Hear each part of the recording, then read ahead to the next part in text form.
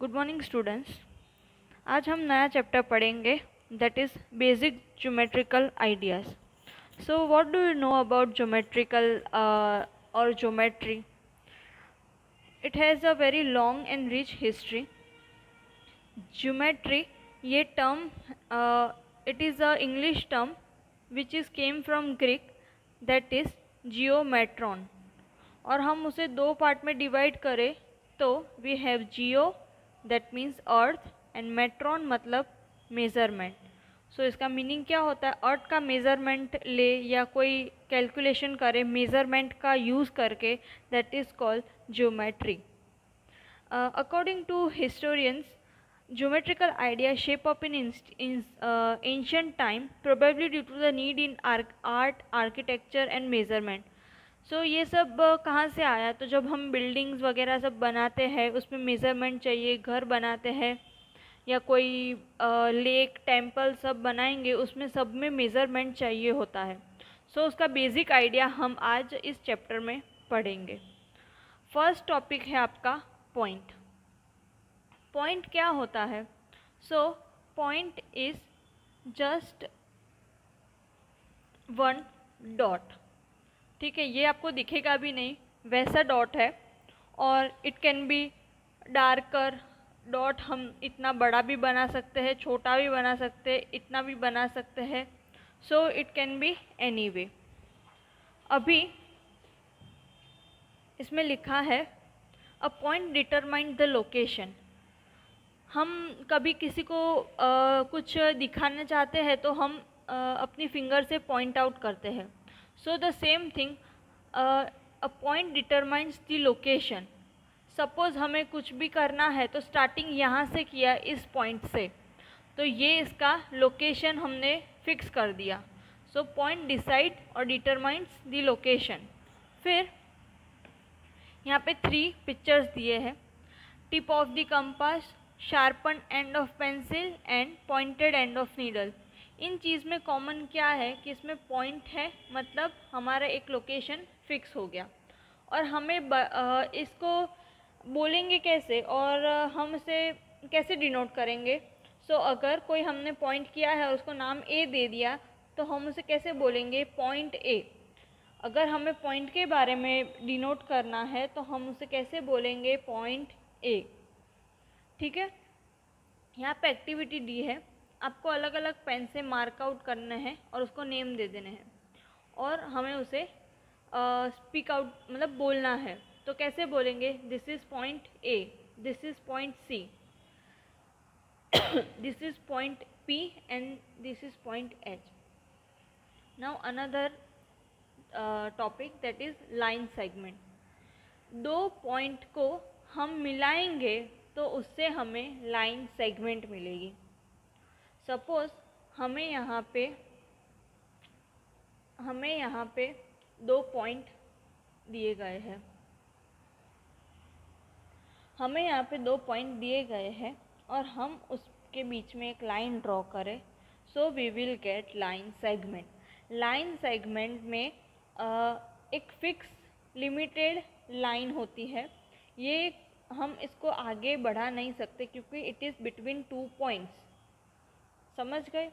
और ये फाइनाइट होती है। फिर this gives the idea of a line segment has 2 and point. Line segment में 2 एंड पॉइंट होते हैं। सपोज़ फॉर एग्ज़ाम्पल मैं आपको यहाँ दिखाऊं कि अगर ये एक बॉक्स दिया गया है, सो ये पॉइंट से ये पॉइंट, तो ये इसकी लाइन सेगमेंट हुई। ट्यूबलाइट में भी एक पॉइंट से अनदर, ये एक फाइनाइट है मतलब वो फिक्स डिस्टेंस पे है और 2 पॉइंट्स एंड में होते हैं। Third is post card. इसमें भी ये 2 पॉइंट है और ये लाइन सेगमेंट बोल सकते हैं। अभी यहाँ पे एक और चीज़ बताई गई है आपको कि सपोज़ एक लाइन सेगमेंट है ए से बी, तो उसके जाने के बहुत सारे तरीके हैं। हम ऐसे भी जा सकते हैं, ऐसे भी जा सकते हैं, सीधा भी जा सकते हैं और ऐसे भी जा सकते हैं। पर उसका शॉर्टेस्ट रूट कौन सा होगा? ये वाला, ये जो स्ट्रेट लाइन दी गई है दैट इज़ शॉर्टेस्ट रूट, और इसको हम डिनोट कैसे करेंगे, लाइन ए बी और लाइन बी ए, ठीक है। इसको दोनों से हम इंडिकेट कर सकते हैं, और इसमें हम ऊपर ऐसे लाइन ड्रॉ करते, it means it is from point A to point B.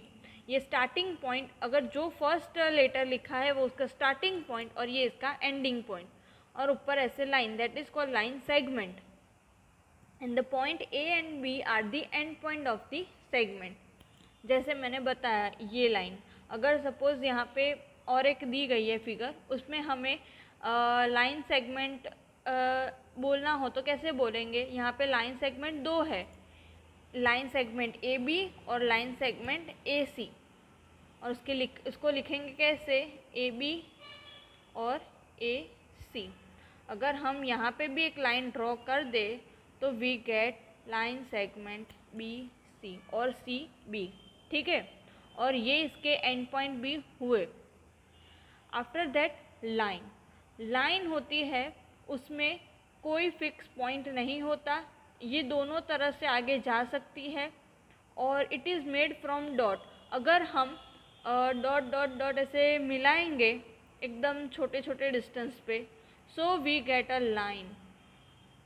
So we can say it is made from number of points, और इसमें दो एरो होते हैं, इसमें डॉट होते हैं, मतलब ये फाइनाइट है, ये एरो है, इट मीन्स ये इन्फिनाइट है, हम इसे कितना भी एक्सटेंड करना चाहे कर सकते हैं।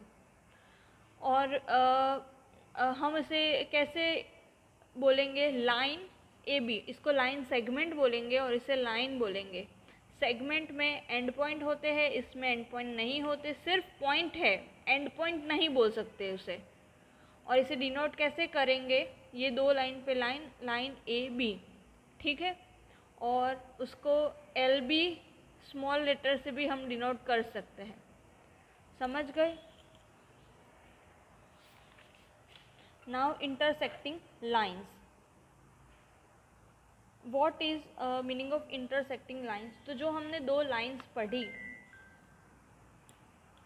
पढ़ी दो हमने, उसमें हम अगर दो लाइन को क्रॉस करवाए तो एक पॉइंट पे वो इंटरसेक्ट होगी, so it is called intersecting line.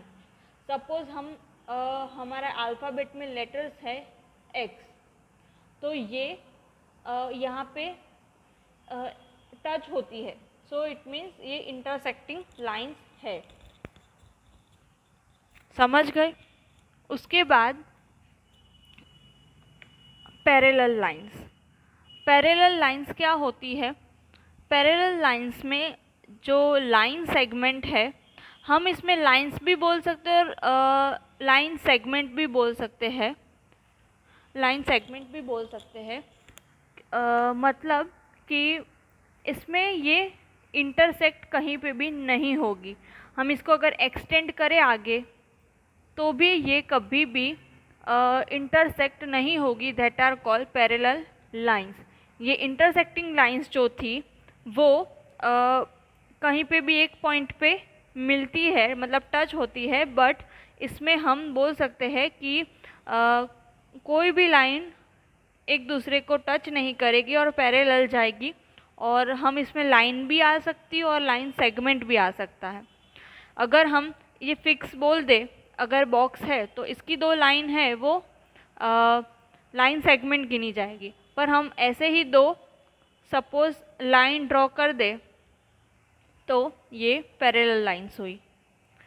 Now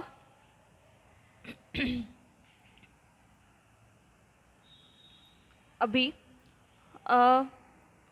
दो सपोज ये रूलर है जो हम स्केल यूज़ करते, इसकी दो है, तो ये पैरेलल लाइंस है, और इसका हम डिनोट कैसे करेंगे, इस तरह से। समझ गए? लाइन ए बी इस ये पैरेलल का सिंबल है, line A B is parallel to line C D. समझ गए? फिर सेकंड एग्जांपल है विंडो की ऐसी जो ग्रिल्स आती है, दे आर पैरेलल, ये कहीं पे भी इंटरसेक्ट नहीं होती। फिर रेलवेज़ की जो ये लाइंस है वो भी कभी इंटरसेक्ट नहीं करती। ठीक है। नाउ लास्ट इज रे। रे होता है it is mixture of line segment and lines. ये एक साइड पे एंड पॉइंट होता है और दूसरी साइड पे एंडलेस होता है।